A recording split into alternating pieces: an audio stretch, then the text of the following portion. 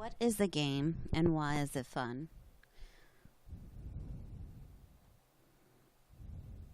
First of all, we will define a game.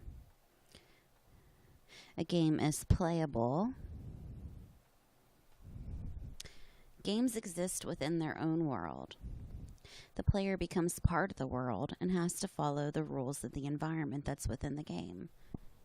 Games take place within boundaries. The boundaries of a game can be set up to be either closed off to reality, or it can be open, allowing reality to interact with the game.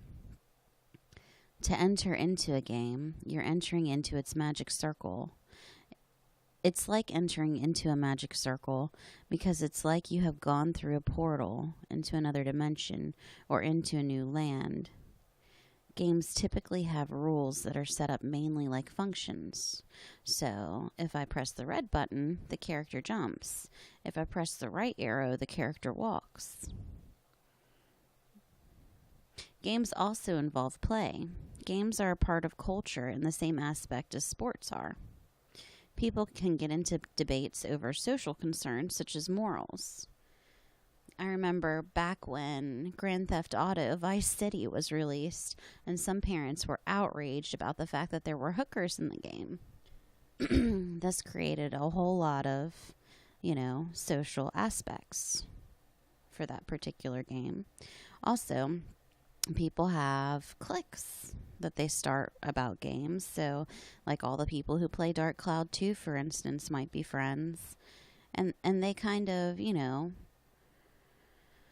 have that social bond because they all play the same game. Some games have narratives, and you become the character in the game. So you go on a quest, and there are different outcomes that can happen depending on the choices that you make within the game.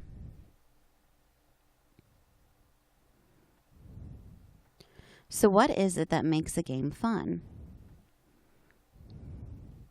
The reason can be different depending on each individual and that individual's specific need or perception of how the game fulfills that individual's need.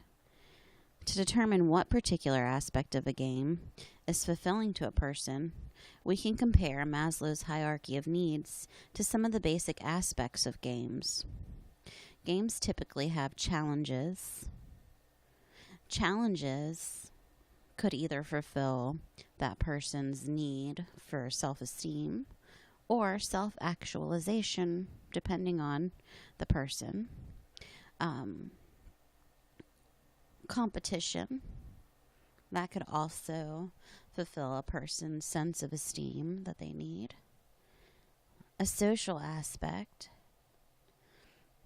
Games typically have a social aspect to them because people will socialize about the game, talk about the game with each other.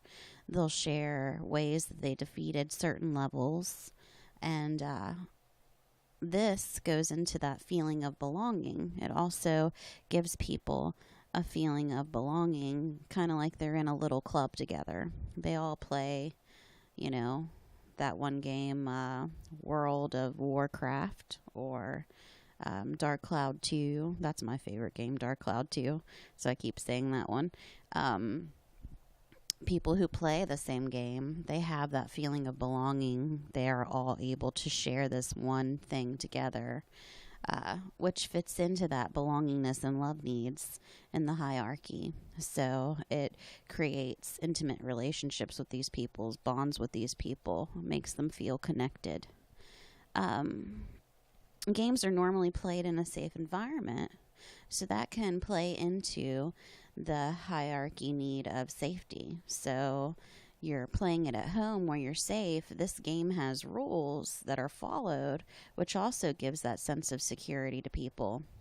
So they feel safe that if they press the red button, they're going to jump. It gives this feeling of safety. They know what's going to happen within the game. Also, for most people, games are used as a form of rest and recreation, which is the largest need in the pyramid, the physiological need. People need a way to de-stress at the end of the day, and games provide that to people. And that makes it fun.